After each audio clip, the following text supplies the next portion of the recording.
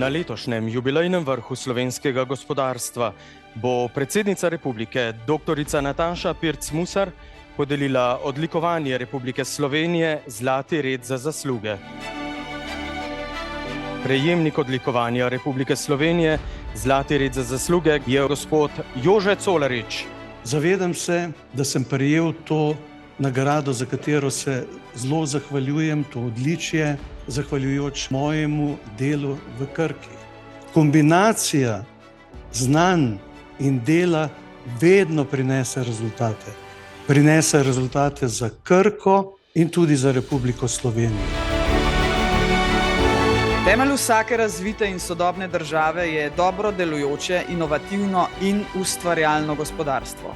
Na vprašanje, na katerih zavezah naj temeljita gospodarski in splošni razvoj slovenske družbe, odgovarja tudi Gospodarska zbornica Slovenije z manifestom 8 zavez za Slovenijo do leta 2035.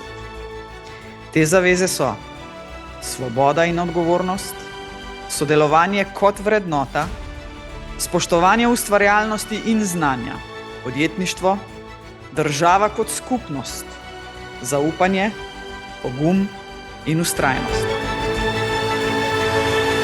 Zato smo v Gospodarski zbornici izdelali program razvoja konkurenčnosti Slovenije, tako imenovani Made in Slovenija, zato da bi prav dosegli ta družbeni konsens skupaj z vladami, s politikami, da se presežejo ozki mandatni pogledi in pa interesi politike in da skupaj poiščemo tiste cilje in jih znamo uresničiti, da bo Slovenija napredna, samozadostna, uspešna država.